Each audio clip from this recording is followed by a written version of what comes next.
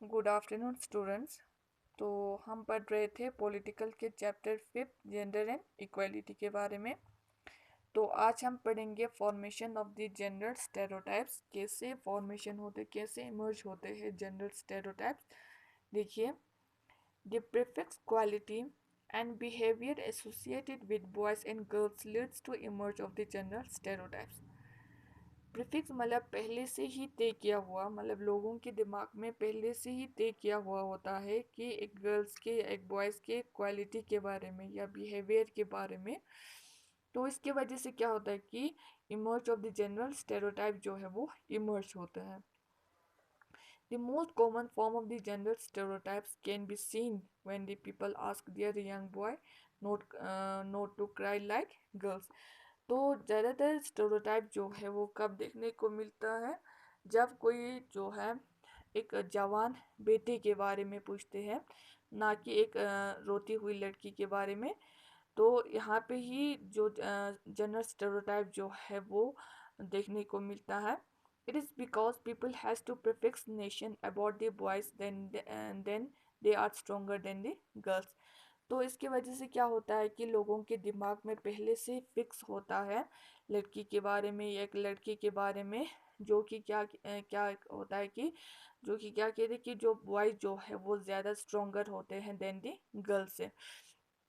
तो मतलब जो स्टेरियोटाइप जो है वो कब इमर्ज होते हैं, जब किसी लड़के के बारे में या लड़की के बारे में पहले से ही उनके बिहेवियर के बारे में या क्वालिटी के बारे में पहले से उनके दिमाग में एक क्वालिटी जो है वो फिक्स होता है। कुछ जैसे कि कहते हैं कि बॉयज़ जो है वो ज़्यादातर कम्पिटेटिव होता है, एक्सप्लोरेटिव होते हैं या एग्रेसिव होते हैं। लेकिन गर्ल्स के बारे में क्या कहती है कि गर्ल जो है वो टेंडर होती है, पोलाइट होती है। तो ये सारी चीज़ जो है वो पहले से फिक्स होता है लोगों के दिमाग में। तो तभी क्या होता है कि जनरल स्टेरियोटाइप जो है तभी इमर्ज होता है। In most society, include own gender stereotypes leads to preference of the male to female as a resulting unequal value of the efforts of the men and women. तो mostly society में क्या होते हैं कि people जो है जो gender stereotypes की वजह से क्या होते हैं कि ज़्यादा प्रेफरेंस देते हैं मेल को देन दी फीमेल से। तो उससे क्या होते हैं कि अनइक्वल वैल्यू हो प्रोवाइड जनरेट होते हैं, कि लड़कियों को ज़्यादा वैल्यू नहीं होते देन दी बॉयज़ से। तो ज़्यादा प्रेफरेंस जो है वो मेल को देते हैं देन दी बॉयज़ से, किसकी वजह से? जेंडर स्टेरियोटाइप्स की वजह से। The birth of the female child is often considered as a burden of the parents. तो जब एक सोसाइटी में जेंडर स्टेरियोटाइप जो है वो जनरेट होते हैं, लोगों के दिमाग में जो पहले से फिक्स होते हैं लड़की या लड़के के बारे में, उनके कुछ क्वालिटीज़ के बारे में, बिहेवियर के बारे में, उनको उनके दिमाग में पहले से जब फिक्स होते हैं, तो इसकी वजह से जब कोई लड़की जो है, जब कोई फीमेल चाइल्ड जो है वो बॉर्न होती है, तो क्या कंसिडर करते हैं? ये बर्डन है ओनली पेरेंट्स पे। तो ये पेरेंट्स के ऊपर एक बर्डन है। तो ये कंसिडर करती है जब एक फीमेल चाइल्ड जो है वो पैदा होती है। तो इसकी वजह से then many female child are killed within the first year of their birth.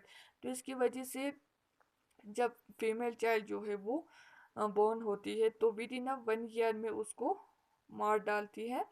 तो the practice in this called the insecticide. तो उस प्रैक्टिस को क्या कहते हैं? फीमेल इन्फेक्टिसाइड। फीमेल इन्फेक्टिसाइड क्या होती है? जब कोई फीमेल चाइल्ड जो है वो बॉर्न होती है, तो विद इन 1 ईयर में उसको मार डालती है, तो उसे फीमेल इन्फेक्टिसाइड कहते हैं।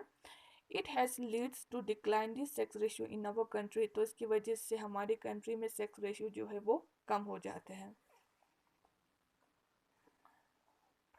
In many families girls are denied their right to education, food, employment opportunities.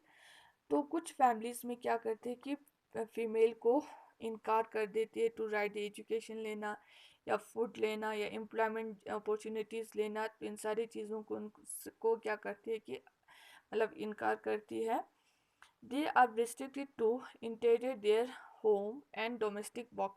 तो उनको रिस्ट्रिक्ट करके रखते हैं, अपने घर में रखते हैं। तो घर में अपने मतलब कुछ घर के कुछ काम या डोमेस्टिक काम जो है उनको करवाती है। तो उनको बाहर लेकिन मतलब उनको बाहर जाने में उनको या रिस्ट्रिक्ट करते हैं। Owing to the unpaid nature of the domestic work, people they also devalue the efforts of the women। तो उनको जो डोमेस्टिक काम करती है अनपेड, उनको मतलब विदाउट पेमेंट जो है उनको घर के काम करवाती है, तो इसकी वजह से उनका कोई वैल्यू नहीं होते हैं देन दी बॉयज से। तो आज का टॉपिक हमारा ही तक था, कल इंशाल्लाह हम आगे से पढ़ेंगे। अल्लाह हाफिज़।